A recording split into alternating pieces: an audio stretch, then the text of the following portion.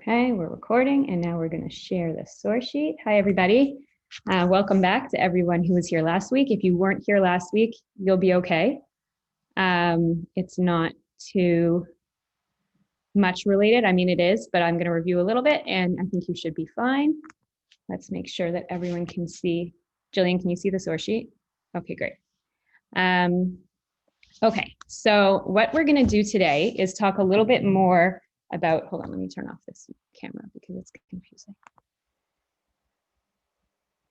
It's confusing me. Okay, we're going to talk a little bit more about what went on between Yaakov's sons and Yosef and how everybody sort of perceived this situation. I think last time we spent most of our time sort of focused on that first verse, which, you know, we can see here. I brought the whole chapter this time. I know last time I only brought the beginning, but there are going to be a few things we're going to refer to. So I gave you the whole chapter here in source number 1. But what we really focused on last class was this verse in Pasuk Bet, where we said, Eila toldo Yaakov, Yosef ben Shvas Reishana, Haya ro'eh et achav batzon v'hu na'ar, right? We talked about how he was a na'ar and what did that mean? And then we talked about that he was with Bnei Bilha and Bnei Zilpah, and what did it mean that he was with Bnei Bilha and Bnei Zilpah? We spoke about this dibatam ra'ah, that he brought this bad report to his father, and what could the bad report have been? And we sort of saw a lot of different opinions. And what we sort of concluded, although this isn't unanimous amongst all the commentaries, but we concluded that ultimately, it seems like there was some sort of class structure going on in Yaakov's home, where the sons of Leah viewed themselves as being sort of the primary, most important sons because they were born to a main wife and they had come first. And Yosef was sort of elevated above them, having been Rachel's son. And then they had the children of Bilhah and Zilpah, who are sort of like given this lower status because of the fact that they are not born to the main wives. Whereas Yosef didn't see it that way. He really wanted everyone to be sort of treated equally and fairly, and he tried to help the Bnei Leah. We saw that some of the Mefarshim understood that the fact that it says that Hu Na'ar actually meant that he served not the Bnei Leah. He wanted to help Bnei Shvachot, the sons of Bilhah and Zilpah, and he sort of served them like their servant. He was really trying to elevate their status.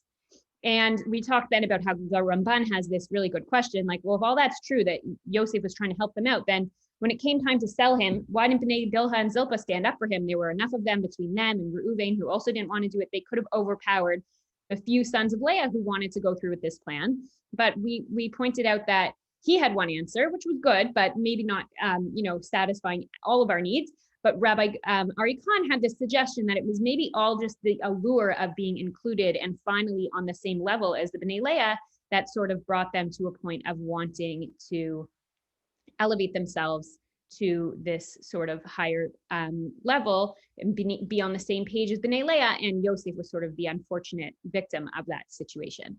So that's what we spoke about mostly last week. What I want to sort of turn to now is the next verse, which is Pasuk Gimel, where we're just going to read it inside now. It says, Yisrael ahav et Yosef. This is verse 3, right? Yisrael, Yaakov, loved Joseph, mikol banav, from all of his sons. He ben zukunim hulo, because he was a ben zukunim for him. He was a son of his old age, is usually how you would translate that. V'salok tonet pasim, and he made him this, let's call it a coat of many colors, or some sort of special cloak, tunic, something like that.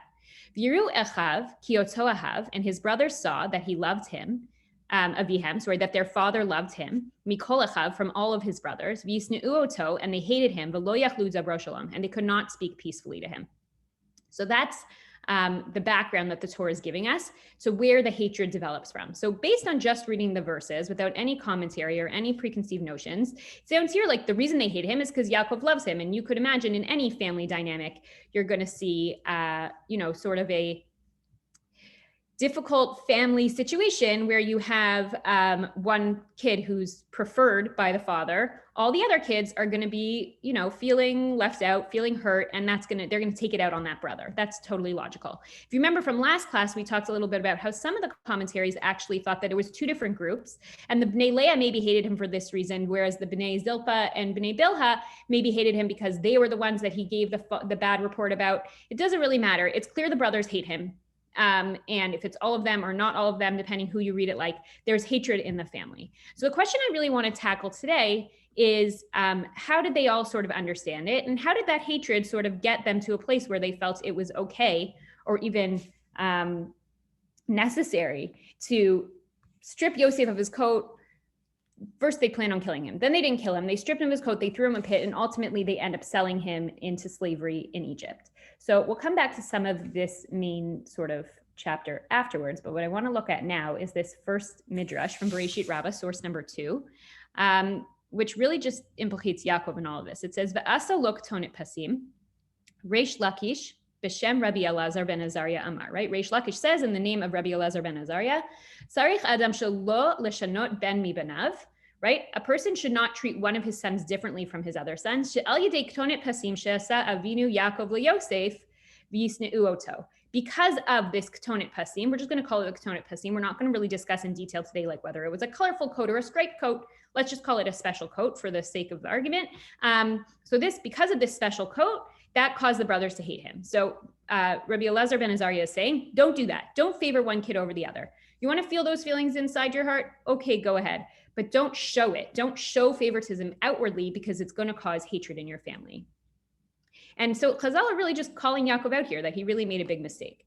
And I think the question is, why would Yaakov do that? I don't have a great answer. I do think he made a mistake. There's a big discussion sort of amongst the Rishonim about whether it's appropriate or inappropriate for us to criticize and judge the Avot and whether we need to sort of find a way to justify all of their actions, or it's legitimate for us to recognize and see the mistakes they've made. The Ramban is a sort of famous defender of the idea that it's okay to criticize the Avot and to see where they've messed up. Most famously, he talks about it when Abraham goes down to Egypt during the famine and he pretends that Sara is his sister, and Ramban says it was a huge mistake and that's what caused the ultimate exile to Egypt in the future is because of Abraham's decision then.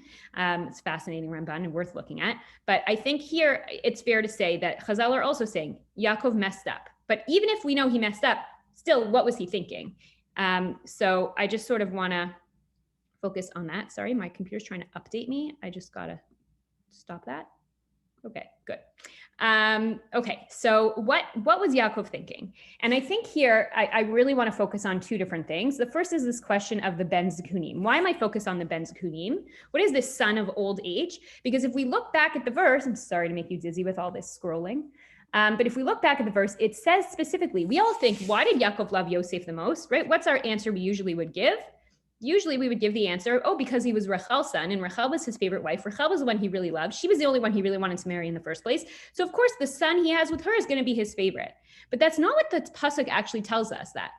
It does mention that later on when Yosef threatens to put Binyamin in prison, that idea does get raised. But over here, it doesn't say that at all. The pasuk just says to us, V'Yisrael, we're in Pasuk Gimel, verse 3. V'Yisrael ahav et Yosef mikol banav, ki ben zekunim hu lo.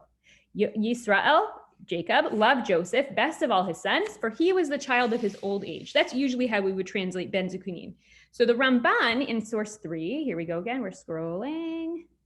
Okay, he is going to give us a good summary of all the other opinions. So instead of bringing you all the different Mefarshim, I just brought the Ramban. We're going to read him. He quotes everyone else. So we'll see what everybody else says in the meantime, and then we'll get to his explanation, and we'll see what we think about all of them. Okay, so we have source number 3, Ki ben zukinim hu lo. Okay, shenolad lo be'et ziknuto, that he was born to him when he was old. Okay, v'unkulus tirgam. This is all. He's going to tell us in a second, but this is all a quote right from Rashi. So Rashi says, what does it mean? That he was born when he was old. That's why he's called Ben Zukuni. And that's how we would use it nowadays in like regular conversation. If a family has a child like much younger than their other kids, sometimes people will call that child the Ben Zukunim. They're referring back to this verse from the Torah, but it's really like an expression meaning a child they had when they were older. The Unkelus Tirgem, and Unkelus, who was a very early sort of pre all the commentaries, he used to translate the Torah. He wrote a translation of the entire Torah into Aramaic, which was sort of the vernacular of the time when the Jews were living in Babylonia. And so he translated it into Aramaic, which is in and of itself a commentary on the text, because when he made his translation, he has to choose how he's going to translate each word. And that is going to inform how he understands the verses. Ve'unkelus tirgem, Ari bar Hakim, that he was this son who was very wise. Okay, a son of wisdom he was to him. Hule, right? Hayalo, it says in the pasuk, he was to him. So Unkulu says he was a wise son to him. Shekol malamad mishem ve'ever. Everything Yaakov learned in the yeshivas of Shem ve'ever. We have this midrashic tradition that Yaakov went and learned in yeshiva. Masar lo, he taught to him. Davar acher, another thing, another explanation. Shahaya ziv ikunin shelo domeh lo lashon Rashi. Okay, so Rashi says the other possibility is that ben zukunim. What does it mean? That he looked just like him. Okay, so that's Rashi. Rabbi Abraham, and sorry, Rashi also quoted Onkelos. So far we've got that Rashi says the pshat is that it just means he had him when he was old. And the Onkelos says it means he was wise. Now, what does Ibn Ezra say? Rabbi Abraham, ki ben zukunim sheholi dolis kunav. He says that he was a son of his old age, meaning he was born when he was old. V'hu ben tishim v'achad, he was 91 years old when he was born. V'gan achav binyamin kara'o yeled zuchinim katan. And also, Binyamin is given the same title later on when Yehuda is speaking to Yosef and sort of pleading Binyamin's case. He calls him a yeled zuchinim. So Ibn Ezra says it means it's his old age because Yosef and Binyamin were born last. They were the ones who were born when Yaakov was oldest. Okay, but what does Ramban say about this? But this is not right in my eyes. Ki hakatuv amar. We are just at the bottom of this first page here, and we're going to move on where it says page 4 in just a second. Okay, this is not correct. Ki hakatuv amar she'ahav et Yosef mikol banav. But avur shehu ben zukunim, it says he loved him because he was a ben zukunim. V'gam kol banav noldu lo bizkunav. But Yaakov had all his sons when he was older. It took him a long time to go and get married and have these children. So he was old when they were all born. So that's the reason he loves Yosef the most, because he was a ben zukunim. But everyone's a ben zukunim. V'hine Yisachar u'Zvulun einam gdolim Yosef rak shana ushnatayim. Yisachar and Zvulun can't be more than a year or two older than Yosef, based on the way that the Torah accounts for us when they were born. So why would Yosef be this son of his old age and suddenly so different? And that's the reason that he's loved. It doesn't make any sense. V'hanira be'enai, and what seems right to me, ki minhag hazkenim shikhu echad mibneihem haktanim lihiyot imo lesharto v'hu nishan al yado. So he says, what was the minhag? What was the custom of older people? They would take one of their younger children and they would sort of put them in charge of serving them and helping them, and they would be able to lean on them. Tamid lo yipired mimenu, and this child would never leave the father's side, and they would take care of them as they aged. V'hu nikra lo ben zukunav, and he's therefore called his son of his old age, because he's the son who's going to care for him as he ages. But avur sheyashar tolis kunav, but he's going to serve him. V'hine lekach Yaakov et Yosef ledevar hazeh, and Yaakov chose Yosef for this job. V'haya imo tamid, and he was with him always. Ve'al ken lo yelech im hatzon b'ra'otam b'makom rachok, and that's why he never went to go and shepherd the sheep far away, which makes sense because in a couple of verses we're going to read that all the brothers are out shepherding the sheep, and Yaakov says to Yosef, "Oh, your brothers are over in Shechem shepherding the sheep. Go and check on them." So why wasn't Yosef with the brothers in the first place? So the Ramban has the perfect answer for us. He says because his job was to help Yaakov as Yaakov was aging, to service him in any way that he needed. Okay, now he's going to explain Onkelos a little bit more. The Onkelos Shamar Bar Hakim, and Onkelos who said, Bar Hakim, I'm sorry, let me move you guys down.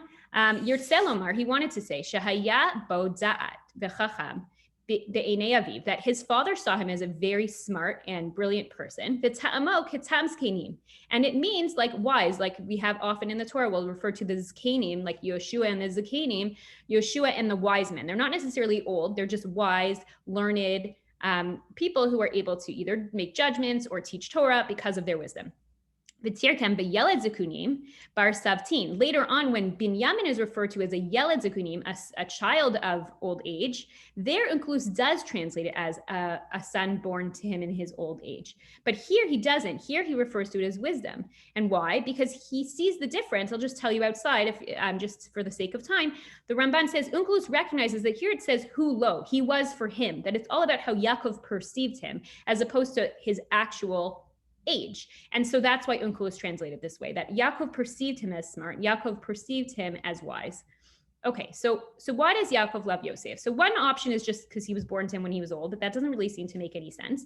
The other option is as Onkelos translates, which Rashi seems to recognize there's some flaw in his logic, because he goes and quotes Onkelos as well in his Perush. And it seems like what he's basically saying is, it's possible it's because he's old, but also maybe it's because he's wise. And the Ramban is saying it's not that he was old or wise, it's that his job was to take care of Yaakov as Yaakov aged. Okay, so these are all options, but I think I want to go with Unkelus. I want to go with wisdom because I think that's a really like sort of basic pshat interpretation. The old age one just doesn't make sense based on context. And very many places in the Torah, we see the word zaken as referring to wisdom or a learned person. And so that sort of fits here.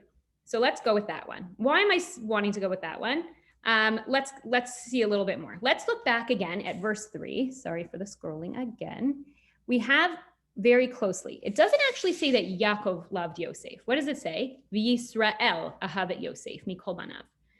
Right? Ki ben zukinim hulo, because he was this because he was the son of his old age, or now we're going to translate it as because he was a son of wisdom, or he was a wise son. So why is it significant that it uses the word Yisrael, right? Just before it said Toldot Yaakov in verse 2, and it doesn't refer exclusively to Yaakov here as Yaakov or as Yisrael. It seems to flip back and forth, which is very unique in terms of Yaakov's name change, as opposed to, let's say, Abraham and Sara, right? Hashem changed their name as well.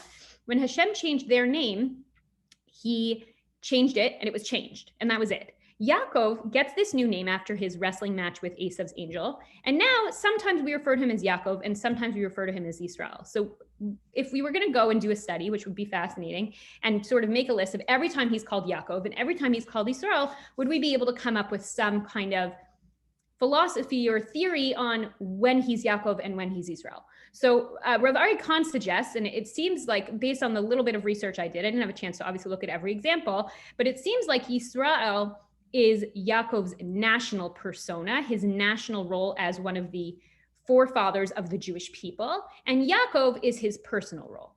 So what's significant here is that it says that Yisrael loved Yosef. It wasn't Yaakov who personally loved Yosef from like a personal, like he just feels warm and fuzzier towards Yosef than the other kids. It's actually on a national level that he prefers him for something, or he sees something in him for his potential on a national level. And that's the argument that Rav Ari Khan makes, and also many Mefarshim make as well, that it's really about Yaakov seeing something in Yosef and seeing that he needs to be sort of given this preferential treatment because he is going to lead the Jewish people, or at least that's what Yaakov thinks is going to happen. So if you look here at Sforno in source number 4, it says, "Va'asa lo k'tonet pasim, la'ot shehiyehu hamanhig b'bayit uvasadeh." Right? It was a sign that Joseph was intended to be the leader, both at home and in the field. He was trying to give a message to the brothers. This is the leader. This is going to be who is in charge. That's the Sforno's understanding. If you look actually in the Concordatia is a old school book where you can look up any word in the Tanakh and it'll show you all the places where that word comes up. You can also obviously use like modern day search engines, but I still have my Concordatia. I love looking it up. You look up the term ketonet pasim, this many colored coat or this coat of stripes or whatever you want to call it. There's only one other place in Tanakh where somebody wears something called a ketonet pasim. And it's actually in the story of Amnon and Tamar, which is a tragic, terrible, awful story, which we won't touch on today, where Tamar is raped by her half-brother Amnon. I saw some arguments that they're not actually brother and sister. There's different ways of understanding it. But what's important to us here is that it says, Ve'alea ketonet pasim. She was wearing this ketonet pasim, this special tunic, this special coat. He can tell bashena b'not hamelech habetulot, because that's what the daughters of the king who were still virgins would wear. So the Navi Shmuel is telling us here, plain and simple, that this was specially worn only by the daughters of the king. So it's royal clothing. It's obviously very interesting that in this case, it's specifically for women, whereas in Yosef's place, it's just for men. But it's clearly some sort of royal clothing. And based on this, we can maybe make the argument that Yaakov was in some ways trying to coronate Yosef, or give a sign that he saw that in the future Yosef was going to be king, or he thought Yosef was going to be king. And by giving him this ketonet pasim, he's giving him this royal clothing. He's essentially giving this message that he thinks Yosef is ultimately going to lead and going to be the king. And I don't think this is just, in our heads. I mean, it's based on Onkelos reading it as the wisdom that Yaakov saw this potential in him. He saw this leadership quality. He saw the wisdom that he felt Yosef had in order to lead the people. And then we see that it's coming from Yisrael. It's coming from this national element of Yaakov, that he's doing it from a place of the national destiny of his children, not specifically on a personal level. And then even more, we can see that there are other things that come up. If you think of, first of all, just in terms of Yaakov's read of the situation, he seems to have some accuracy, meaning Yosef goes on to be sold into slavery in Mitzrayim, right? He gets bought by Potiphar. He's living in Potiphar's house. While he's in Potiphar's house, he sort of rises to the top of Potiphar's house quite quickly. Potiphar sees leadership qualities in him. Then he has this downfall with the wife of Potiphar. He ends up in jail. While he's in jail, the minister of the prisoners sees potential in Yosef and elevates him to a leadership position, puts him in charge of all the other prisoners. Then we go on to the then he finally gets out of jail, and Paro sees leadership abilities in him and elevates him to being second to the king. In all of these situations, people seem to just meet Yosef and are taken by his charisma, his brilliance, his ability to lead, and he just keeps finding himself in these leadership positions. It seems like everybody sees this in Yosef. The only ones who wouldn't be able to see it are his brothers, who are blinded by their jealousy and their hatred and their sort of feeling, their personal feelings based on what's going on within the family. And if you look at the Chizkuni in source number 6, we also see that this is how Chizkuni reads it as well. He says, "V'yavo Yosef et diba tamra'a," right? But Yosef brought this bad report, this what we spoke about last week. Lefikach snu'uhu kulam shne'amar v'yisnu'u oto, right? So that's why they hated him. And where I underline, Uvnei Hagvira, the sons of Leah, nitkan ubo al she'oto ahav avihem mikol echav, v'hayu yereim pen yimlichuhu Yaakov alehem, kmo sheretza Yaakov lomar kmo sheretza Yitzchak lomar le'esav.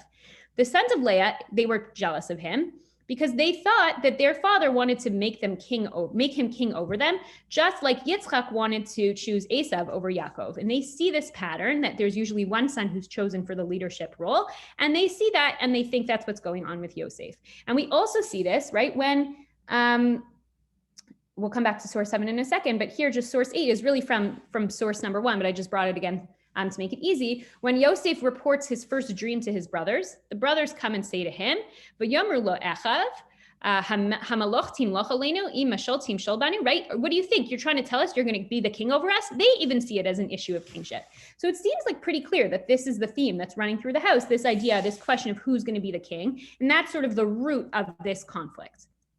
If you look here at source number 7, this is fascinating. This is from the chapter 36, which is the final chapter leading up to the beginning, right before Parshat Vayeshev begins, which is where our story begins. And this is a chapter where we're given a list of like all the generations of Esav. We hear the whole story of Esav's family. This person married this person, and then he had these children, and then he had these children, and he had these children. And then it says in verse 31, where I underlined for you, Ve'elah melachim asher malchu be'eretz Edom, right? And these are the kings who reigned in the land of Edom. Edom is the land of Esav. These are the kings. Lifnei meloch melech livnei Israel, before a king reigned over the Israelites. So the commentaries here go to town on this, because what are they talking about? There was no king for the Jewish people during the time of the Torah. So was this pasuk inserted later? Was this pasuk, who is it referring to? Which kings is it talking about, that these were the kings who were the kings of Edom before there was ever a king for Israel? The way Ibn Ezra explains this is referring to Moshe as king. He brings some psukim to prove that Moshe is sometimes referred to as our king, and that it really is just referring to, these are all the kings of Edom until the time of Moshe, which would make it okay because Moshe is the one who wrote the Torah, so it would have made sense for it to have been written there. But what Rabbi Khan points out is, he says, it just seems to be giving us context. This is the very last thing we read before we read this story about Yaakov loving Yosef, giving him this coat, and Yosef being sold. So what's happening here is actually the Torah is saying, hello, pay attention, here's what happens. Here's what's going on. We're talking about kingship. These are the kings in Edom before there was ever a king in Israel. Oh, what's the next story we're going to tell you about? We're going to tell you the story about how the king was chosen for the Jewish people. It's possible the Torah is sort of hinting to us there that this is the theme that's sort of running underneath the surface of all this conflict between the 12 sons. So I think that was just really fascinating. It's one of those psukim, like usually those are the chapters that when we read them in the parsha, we're like, okay, moving on. We're not really going to like take a lot of time to really get into the nitty gritty of each generation and who all these people were. But there are sometimes little interesting things that are written that are sort of obscure that if you actually pay attention to them, make a really big difference. So let's move on to source number 9. Source 9 tells us that, this is a sort of, that was one theory. What I want to now, one other thing about the kingship theory is about Reuven. When Reuven sleeps with Bilhah, moves Bilhah's bed, depending whether you want to just read the pshat or you want to go with the way Chazal say we should read it. There's a lot to be said about that. We talked about it a little bit last week. There seems a similar thing happens with Adoniah and Avishag when David is the king and David's almost okay with it. It seems like there's this weird, like very old-fashioned biblical approach to declaring that you are next in line to be king by sort of taking your father, the current king's concubine, and sleeping with her as a way of showing your place of leadership. And it seems like it's possible that's what Reuven was attempting to do. Now, this blew up in his face and he ended up sort of losing his place as a firstborn because of his behavior. But his goal there, we spoke about how he was maybe trying to show, that the Bnei Bilhah and Bnei Zilpah, that they were really nothing. They weren't really on the same level as the other sons. He was trying to sort of put them in their place, but also he may have been also trying to assert his leadership role. He is the firstborn of Yaakov. So he's trying to assert and say, look, I'm next in line. I'm the one who's going to be king. That's kind of like how you declare that you're king in like gross old biblical terms. Okay, so that's just one thing about kingship. Now let's move on to a second theory of what's going on with this coat. What could this coat represent? So we have the ketonet pasim being a royal clothing, but where else do we see the word ketonet many, many times? It's in the clothes of the Kohen. The Kohen Gadol wears a ketonet. It's part of the big day kahuna. What is this ketonet that Kohanim wear? And maybe some of them Farshim want to sort of connect it to this ketonet pasim that Yosef had. But what's interesting about the Kohen, sorry for those of you, the Kohen is the priest. So the kahuna, the priesthood, used to be given to the Behor, was always given to the firstborn son before sort of things changed after the sin with the golden calf. It changed and then it was specifically given to the tribe of Levi. But before that, it was always sort of assumed that the firstborn, part of his sort of rights as the firstborn was that he would be the one to serve Hashem. Rav Soloveitchik also goes on this theory sort of not really about the kahuna, about the priesthood, but about the firstborn. And Rabbi Foreman quoted him, and he didn't say in this shir that I listened to, he didn't quote where it came from. I looked a little bit around to see if I could find it, but I didn't come across it. But it's just so fascinating and compelling. I felt I had to share it with you. So Rav Soloveitchik basically argues that Yaakov thought Yosef was the true Behor because he was the son of Rachel. And what's the first proof we see of this? It's in source number 9 here. It says, V'yehi kasher yalda Rachel et Yosef, v'yomer Yaakov el Lavan shlacheni ve'elcha el mekomi v'artzi. As soon as Yosef was born, literally like the verse before that is telling us that Yosef was born and that he was named Yosef. And then it says, V'yehi kasher, and it was that when Rachel gave birth to Yosef, and Yaakov says to Lavan, I'm ready to leave. I want to go home. Why is this significant? Because if you remember the Brit Bein Betzarim, the famous sort of covenant that Hashem made with Abraham, where he promised him this concept that the Jewish people were going to be sent into slavery, it's actually possible that Yaakov probably knew about this prophecy. It was probably part of like the family, family stories that were passed down from his father. And Yaakov might think that his time working for Lavan in this foreign country was actually the fulfillment of the prophecy of the Brit Bein Betzarim. He turned out to be mistaken, but he really, in his perception, he's been there. It's been a lot of years. I know it says 400 years in the original Brit Bein Betzarim, but also the Jews in Egypt weren't there for 400 years. So a lot of like sort of Pshat Mefarshim sort of view this as just being a really long time. It's going to feel like forever. And it says in the prophecy from Hashem to Abraham that your children are going to go to this foreign land and they're going to be oppressed there and they're going to be enslaved and they're going to be treated badly, right? Yaakov was treated terribly by Laban. Laban took advantage of him. He tricked him. He wasn't, paid fairly. But then it says, and then they're going to come out with a lot of property. And Yaakov's saying, okay, like I'm ready to leave. I think I have a way I can leave with a lot of property. And then they're going to come back and they're going to inherit the land of Israel forever. And it specifically says in this promise that Hashem gives to Abraham, it says, Vidor Revi'i Yeshuvu Hena, and the 4th generation will return here. And the Rav argues that maybe when Yosef is finally born, he's now the 4th generation. Abraham is generation 1, Yitzchak is 2, Yaakov is 3, and now that Yosef is born, that's 4. Well, you would argue, what do you mean? He already has a bunch of sons from Leah. Why didn't he get ready to go as soon as Reuven was born? But in Yaakov's mind, maybe only once Rachel has children does he really have a true Behor, because in his eyes, his true Behor is going to come from Rachel, who was the one he was really supposed to marry all along. And so as soon as Yosef is born, Yaakov is ready. He's ready to go. And he thinks it's the 4th generation. He says to Laban, I'm ready to go home. I got to get out of here. Another sort of interesting textual proof for this idea that maybe Yosef is the Bechor is this fascinating Rashi that when you first read it, you'd be like, okay, who cares? But it says, V'hi kasher ba Yosef el achav, right? This is going to be at the end of this chapter we're studying now, when Yosef approaches his brothers. V'yafshitu et Yosef et kutanto. They strip him of his ketonet, of his tunic, et ketonet hapasim asher alav. They of the ornamented tunic or the striped or the multicolored coat that was on him. So the question is that Rashi has is, why does it say it twice? Why does it say they stripped him of his tunic that he had on him? So Rashi says it must be he had two layers, right? He's quoting a midrash. He says, et kutanto, ze chaluk, this means his shirt, et ketonet hapasim, hu shehosif lo aviv yoter alechav. This was the special long-sleeved garment that was given to him in addition to his brothers. So who cares? Like, why are we talking about what Yosef was wearing? Is that really significant to the story?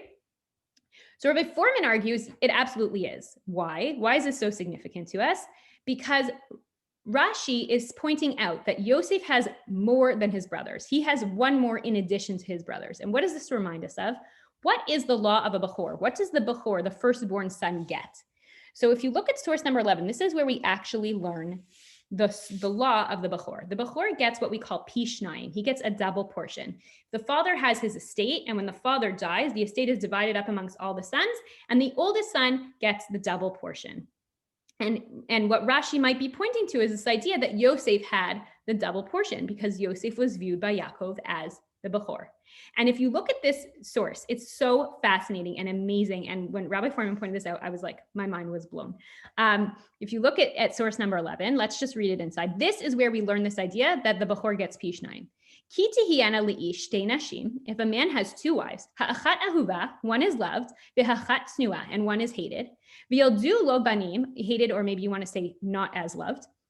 V'yildu lo banim, ha'ahuva, v'hasnua, and both the beloved wife and the not so beloved wife have sons for him. V'hayaha ben ha'bachor lisnia, and the firstborn one is to the unloved wife. V'haya bayom hanchilo et banav et asher yihiyah lo, when he gives his properties to his son, when he writes his will, right? Lo yuchal levaker et ben ha'ahuva. He cannot make the Bechor. He can't choose the firstborn as the son of the most beloved wife. Al pnei ben hasnu'ah ha'bechor, instead of the real firstborn, who's the son of the unloved wife. Ki et bechor ben hasnu'ah yakir letet lo pishnayim bechol asher yimatzeh lo ki hu reshut ono lo mishpat ha'bechorah.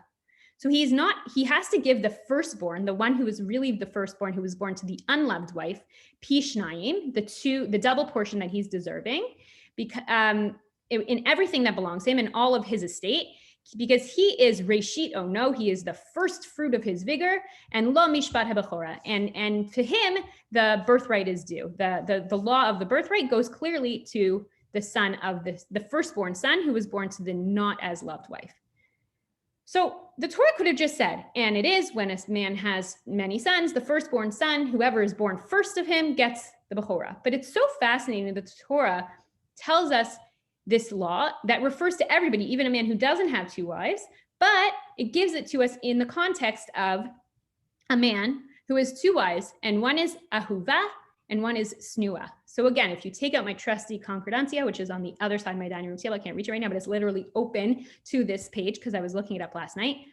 How many times do you think we see the word Snua in the Torah? Okay, nobody talks on Zoom, which is like really, that's why I really miss learning together in shul. But what's the answer? It's only here and in reference to Leah. It says it a couple of times here and a couple of times there. Those are the only two places in the Torah where this term Snua comes up, where a woman is referred to as Snua. Leah is the hated wife. And you could argue it's not that Yaakov actually hated her. He just didn't love her as much, but she felt hated. Her perception of the situation was that she was hated. So Yaakov is, he's got Rachel and Leah, and he has a firstborn son who's born to the Snua, to the not as loved wife, to the hated wife, born to Leah, that's Reuven. But he chooses to give Pishnayim to Yosef. The Torah seems here to be giving almost a commentary on Yaakov's actions and telling us he did the wrong thing. He didn't follow the rules. And what's more is these other verses, sort of phrases that I bolded for you there, Yakir and Asher Yimatzelo and Reshit Ono, all reflect back to the story of Yaakov and his sons. The words Yakir I don't remember if I gave it to you. Is it there? No, I didn't. Okay. So the words Yakir and Asher Yimatzelo, when the sons go, oh, I did. I'm sorry. I totally forgot. Okay. It's at the very top in source number 1. We have our whole story. Then Yosef goes to look for his brothers in Shechem. He finally finds them. They decide they're going to kill him. Then they change their minds because Reuven says they should throw him in a pit, but Reuven's really planning on going back later to save him. But Reuven doesn't get the chance to save him, right? And then ultimately he gets sold to the Ishmaelim, or maybe the Midianim, and then they take his coat and they tear it and they dip it in blood and they bring it to their father. And it says in verse Lamed Bet, verse 32, it says, they bring it to their father, Zot matzanu. This we have found, exact same terminology used in this verse in Devarim talking about the estate of the father. Hakerna, and it also says the father needs to recognize that he needs to give the real Bechor the double portion. Zot matzanu hakerna haktonet. You should recognize this. Can you recognize this coat? And it totally fits the language of the story of Yaakov and his sons here, but it's exactly the same language that is used again about this story of the man with the 2 different wives that we have in Devarim. And what's more is the Reshit Ono, which comes up in Devarim, this sort of like poetic way of referring to the Bechor, the firstborn, as the here it calls him the first fruit of his vigor. When Yaakov is dying and he gives a bracha to each of his sons, the bracha he gives to Reuven, he calls Reuven Reshit Oni. You are the first fruit of my vigor, of my loins, is really the proper way to translate it. And it's clearly, Devarim is trying to tell us something about what happened in Bereshit. I think it's just fascinating. So according to this reading, we now can see that the Ketonet Pasim, this coat, this situation with Yosef, is really not necessarily about kingship, but it's about being the firstborn. So we have 2 theories. We've got the kingship theory and the Bechorah theory, the firstborn theory. Either way, whether we go with the Malchut theory, the kingship theory, or the Bechorah theory, that's sort of Yaakov's perspective. From a national perspective, he sees something in Yosef, he sees this wisdom in him, and he thinks that he is rightfully the Bechor because he was born of Rachel, who was really supposed to be his wife, the one he really wanted to marry, and therefore he's waiting for him to really consider him the Bechor, and that's how Yosef becomes the sort of favored son who gets this special coat.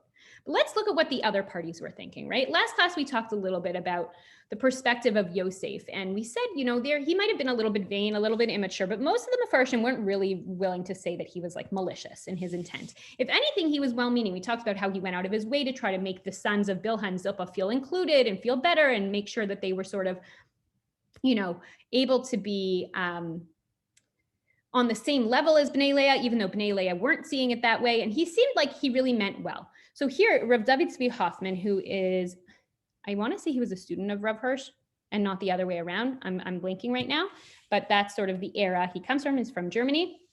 Let's just, for the sake of time, read what I highlighted for you. He's talking here about the diba, about the bad report, right? And it says El Avihem, it was brought to their father. V'lo El Aviv, you would have, if you were just talking, you would have said, and Yosef came back and shared this bad report with his dad. You wouldn't say with their dad, because it's his dad. Why would you say their dad? He says, why does it say Avihem, who siper ra'atam, to their father he shared the bad things they did? Because he wanted them to give them tochacha, to give them some rebuke, to help them fix their ways. In this, we see a sort of desire of the text to sort of justify the behavior of Yosef, right? We're looking to help Yosef out. We're looking to show, not help him out, but show that he really meant well. His kavanato haytela tova, his intention was only for good here. Yosef went to Yaakov to share this bad report, whatever the bad report may have been, not because he wanted to get them in trouble, not because he had ill intention. He just really wanted to help them. He saw their potential. He saw they were good, and he wanted his father to help them reach that potential. Then he goes on to the next pasuk and he says, sorry, I just went down too far. Okay, pasuk daled v'yeru echav, right? And his brothers saw al yedei ktonet hapasim nihiyeh la'achim nikar le'ein ma shekodem rak chashashu. It was through this special coat that the brothers finally saw in reality what they had only sensed before. They always felt like their father loved Yosef more, but once he gave them the coat, it was like, oh my God, it's really true. It wasn't just in my head. It wasn't just being paranoid. He really does love him more than me. Look what he gave him. This is crazy. I can't believe this is really happening. It was sort of this tangible evidence of this feeling they already had brewing inside them, which sort of gives us this image of this sort of tension that had already been building far before the coat was actually made and given to Yosef. And then he says, Mikol echav, b'pasuka hakodem ne'emar mikol banav, right? When it says that Yaakov loved Yosef, it says mikol banav, from all of his sons. But when the brothers see that Yaakov loved Yosef, it says, I shouldn't say Yaakov, I should say Yisrael loved Yosef, mikol echav. That's how the brothers see it. Kulam hayu lo banim leYaakov et kulam ahav. From Yaakov's perspective, they were all his sons and he loved all of them. Ela she'et Yosef ahav yoter min hashar. He just loved Yosef more. V'ilu ha'achim chashvu she'ein hem leYaakov ele echav shel Yosef. From the brothers' perspective, they had no value to Yaakov. All they were Yosef's brothers, right? Which is picking up again on this language that when it says Yaakov loved him, mikol banav, from all his sons, but from the brothers, Yaakov viewed it as Yaakov loved Yosef more than the rest of his brothers, because their value is only in relation to Yosef, which means their value in Yaakov's eyes without Yosef is nothing. She'ein hu ahuv, sorry. Yosef ahav yoter min hashar, ve'ilu ha'achim chashvu she'ein hem liYaakov ela echav shel Yosef. They thought they were only Yosef's brothers. Ve'she'ein hu ohev otam kebanim. He doesn't love them as his own sons. So that's the son's perspective. Yaakov didn't mean it that way, but that's how the sons are feeling. And when you're feeling hurt and you're feeling rejected, you're going to perceive everything that happens around you in a different way. And now the Akedat Yitzchak really drives this point home where I really wanted to go with this. It's just like unbelievably insightful. So here's what he says. Okay, so he says, from the fact that Yisrael ahavet Yosef mikol banav, this idea that Yisrael loved Yosef more than all his sons, and that we saw that the brothers saw that Yaakov loved them. Haktuvim ha'ela, these passages, megalim tefach ve'od, it tells us a little bit. Betam hasin'a v'sibat kol ha'ma'aseh ha'hu asher asu.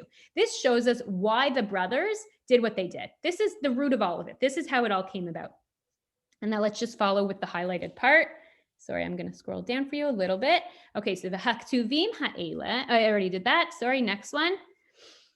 Ka'asher ra'u kioto ahava vihem levado mikol banav. When they saw that their father loved Yosef more than all the other sons, she'hakavana leda'atam she'ino ohev mikulam ela oto levad. Their understanding was that he only loved him, right? And now skip to the next highlighted part. Hine ala alibam. They thought kihu haya ha'ikar etzlo velo mishpat habachora vehabracha. They thought that he himself was the main, that Yosef was the main one, and he was going to get the bechora, the firstborn, right, and the bracha and the blessing. Kihu ben habachor lahuva, because he was the firstborn son to the beloved wife. V'she'echav kulam etzlo etzel Yaakov kibnei pilagshim, and the rest of the sons were just like the sons of concubines in Yaakov's eyes. V'kvar chashvu sheyikra lahem kmo shekra liYishmael v'bnei Keturah im Yitzchak. They thought that what's going to happen to them is what happened to Yishmael and to the sons of Keturah with Yitzchak, v'kmo shekra le'esav im Yaakov, right? What's the precedent here? What happened with the other avot? Avraham and Sara have Yitzchak, but Avraham also had a son named Yishmael. And once Yitzchak came around, what ends up happening to Yishmael? It's not so good, right? He gets sent away. He gets separated from Yitzchak, and he doesn't really become part of Jewish history anymore. And then Yaakov and Esav, the same thing happens. Yaakov is sort of the chosen son, and Esav is no longer part of the Jewish destiny. Who's Keturah? So just to remind those of you who don't remember, this is in source 14. Yosef Abraham v'yikach isha u'shma Keturah. Right after Sarah died, Abraham married another woman. Her name was Keturah, V'teled Lo, and she has all these sons for him, and it lists all the names of these sons, right? Zimran and Yokshan and Midian and Midian. Midian's the only one we really recognize, I would say. Okay, and she has all these sons. Kol Ele b'nei Keturah. These are all the sons of Keturah. I'm following the underlined part now at the bottom. V'yiten Abraham et kol asher lo Yitzchak. Abraham gave everything of his to Yitzchak, right? Yitzchak gets the whole inheritance, basically. Ulivnei hapilagshim, and to the sons of all these concubines, asher la'Abraham, that Abraham had, Natan Abraham matanot, he gave them gifts, v'yeshalchem me'al Yitzchak, and he sent them away from Yitzchak beno, ve'odenu chai, when he was still alive.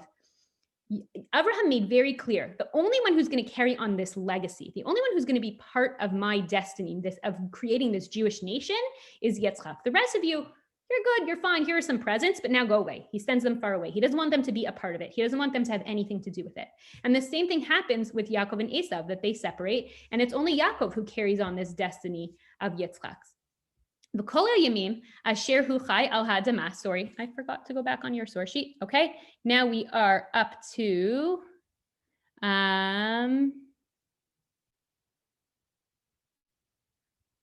okay, right here, the fourth to last line where it's still highlighted in the Akedat Yitzchak in source 13.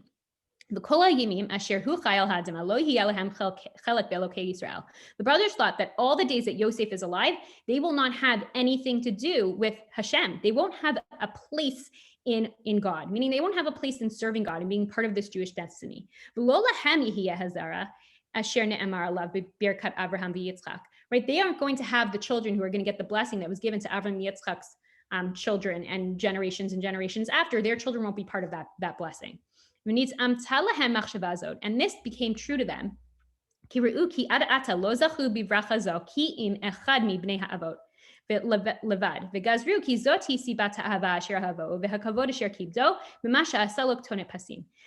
that until now, in every other generation of our forefathers, only one son has gotten to continue on. Only one son is sort of the survivor, right? And so now there's 12 of us, but it looks like Yaakov's favoring Yosef. He must be favoring Yosef. Why? Because Yosef is going to be the one who gets to carry on, and we're going to be nothing. We're going to be like the sons of Keturah and like Yishmael. We're going to get some gifts and we're going to get sent away. And it's not crazy that they thought this. You can't really hold it against them. Look at the precedent they have to work with. Look at the background they're coming from. But what's even crazier, if you think about this, and I saw this suggested by Rav Yitzchak Twersky in his book Amitzah Shel Torah, which is unbelievable. He says, it's not just that.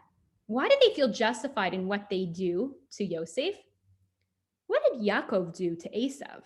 Was he completely above board? Was his action entirely moral? You could definitely argue not. Yaakov saw that Esav was the wrong choice and that Yitzchak was making a mistake. So he took matters into his own hands. He dressed up as his brother and he deceived his father for the bracha. So now these brothers, from their perception, from all the negative interactions they've had with Yosef, from the bad reports he's had about them, even if his intentions were not bad, they don't see it that way. They just see him as this bad guy. He's bad news. And if their father isn't going to see the truth, he's not going to see the reality, they're going to have to take matters into their own hands. They're going to have to kill him. Okay, maybe we shouldn't kill him. Maybe we should just put him in a pit and just leave him to die. Okay, maybe we shouldn't even leave him to die. That wouldn't be right either. Let's pull him out of the pit and let's sell him into slavery. He'll be taken away. We'll never have to deal with him again. We'll never have to see him again. And by taking Yosef out of the picture, they're hoping that their father will kind of come to this reality and realization that they really all deserve to be a part of this, or maybe just Reuven or maybe Yehuda, but ultimately they'll include all of them because they're all on the same page. And it's really understandable that the brothers could have come to this conclusion. It's really not shocking to me at all. What I want to look at now a little bit is just the actual episode of the sale. We're not going to go into it in detail. It's quite complicated and there's a lot of opinions. For those of you who have studied it before, you may be familiar with the theory of the Rashbam, that it wasn't actually the brothers who really sold Yosef. And the reason why the Rashbam says that is because it gets quite complicated. But just as a quick summary, right? They see Yosef coming.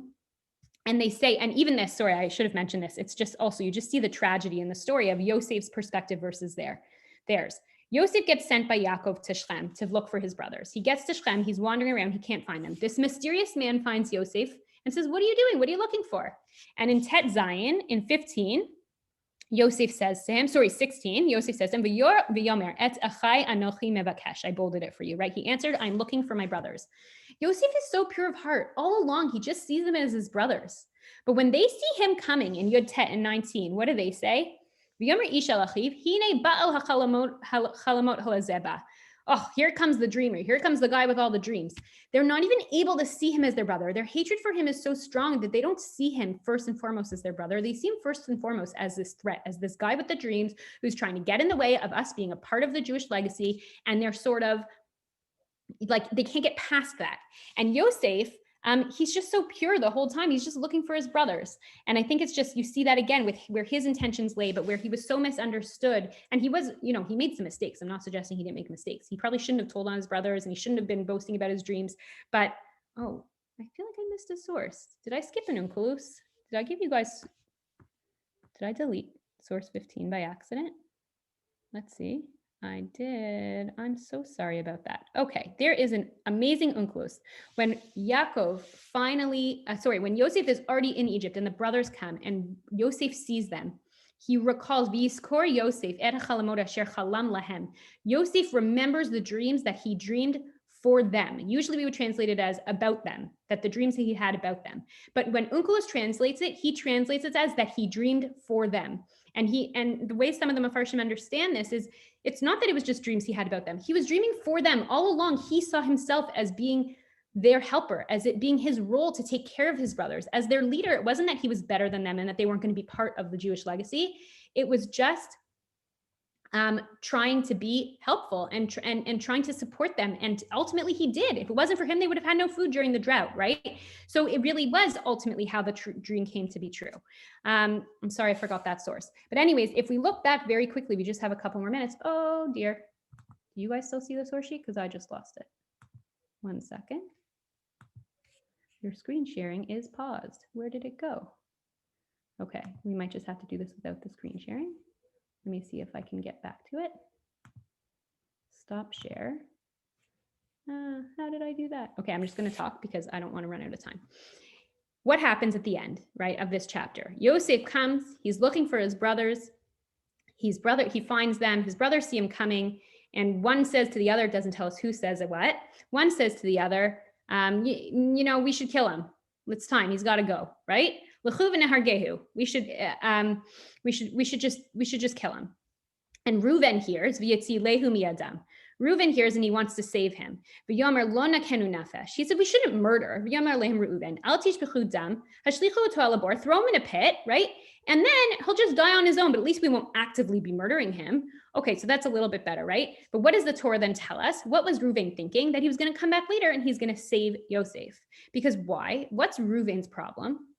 He's already out. He messed up big time with Bilhah, and he's maybe he's trying to, what's the word I'm looking for? Like win his way back in by being able to come back and say, look, Dad, I found Yosef, I saved him, I was the good guy. Maybe that was Reuven's plan. Or maybe he just feels an affinity towards Yosef now, because Reuven could have been like totally kicked out of the family for his behavior with Bilhah. But when Yosef has his dreams, all 11 brothers are included in both the dreams. And to Reuven, that's a sign that Yosef is including him. And so perhaps Reuven is feeling a bit of sympathy towards Yosef because of that. So anyways, Reuven has this plan to save him. And then Reuven seems to be missing. And then these Yishmaelim come by and Yehuda says, oh, these people are coming. Instead of killing him, why don't we take him out and sell him? So this is what I wanted to share with you. It's just brilliant and crazy. This is a theory of Rabbi Aryeh Khan. Again, in case you haven't noticed, I'm obsessed with what he has to say about Sefer Bereshit. So he says, look carefully at what happens. It says two different groups come down. And this is where the Rashbam comes up with his theory that maybe Yehuda was talking about selling Yosef to the Yishmaelim, but then the Yishmaelim end up, the Midyanim end up coming by, seeing Yosef in the pit while the brothers are busy eating, and the Midyanim pull him out of the pit and sell him to the Yishmaelim, because it goes back and forth between Yishmaelim and Midyanim. And they're not really the same people, right? We just read earlier, where does Midyan come from? Keturah, right? He's one of the sons of Keturah from Abraham. So they are like cousins, right? But Yishmael is the son of Hagar. It's Yishmael and Midyan are half brothers. They're not the same nation. So it's very confusing what's going on there. But Rav Khan points out this unbelievably brilliant thing. If you remember what we read in the Akedah Yitzchak, it was that the sons felt like they were going to be like the sons of Keturah and like Yishmael. Midyan is one of the sons of Keturah. When Yehuda sees these Yishmaelim and Midyanim coming around, maybe it was like he saw it as a message from Hashem, that Hashem was basically saying to him, here's what you're supposed to do. Here's your solution. You've got this bad egg. You've got this kid, Yosef. Your father thinks he's so great, but he's really not. And you've got to get him out of the picture because your father's never going to realize it himself. Here is what you're supposed to do. It's almost like a message. Like you see these sons who were sent away by Abraham.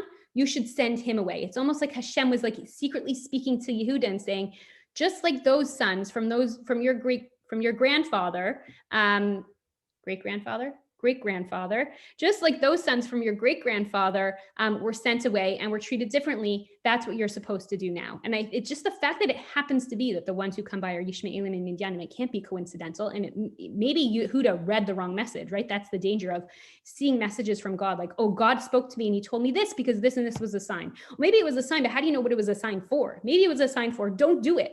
You're not supposed to. But Yehuda read it as a sign for, let's not kill him, let's sell him, let's send him away, just like the sons just like the sons of Abraham who were not Yitzchak were sent away. And that's where Yehuda gets this idea from, which I just thought was really fascinating. Just to summarize before we close off, and then if we have any questions, I'd be happy to hear them. We saw two theories about the Ketonet Pasim, about this special coat. Either it was a sign of royalty, that Yosef was going to be the king, which to some extent he sort of does take on a kingly role at the end of the story in Egypt. And we're going to talk about that a little bit more next week in terms of what Yaakov could have been thinking. Or it's a sign of just Yosef being the Bechor. And we saw that the Torah itself seems to be hinting to us that Yaakov was mistaken in that situation. And then we saw how Yosef had positive intentions. And then we saw how the brothers maybe didn't have positive intentions, but where they might have been coming from and where their hatred may have come from. They may have just thought that they were doing what they had to do because they had no other choice, because the only sort of family pattern they know is only one son gets it. And so when they have that basis, they didn't understand that Yaakov maybe had this prophecy that all 12 of his sons were going to be the nation of Israel. They just thought, oh, here he goes again. He's going to choose Yosef. And Yosef, you know, he's not a good guy. How are we going to save the Jewish people from this terrible plan? So I found all of this really fascinating, all kinds of things that mostly I think are based in the text itself, which was to me just so amazing to see and learn about. One other thing just to point out, the Chizkuni we read also touched on this when he talked about they were afraid that Yaakov was going to make Yosef into the king. It also said there, just like Yitzchak was going to do for Esav. And so there again, we see that in the Mefarshim, they see this theme of the brothers recognizing and seeing that Yaakov they assumed there was going to be, just like in the previous generations, only one son gets to carry on. They thought the same was going to happen in their generation.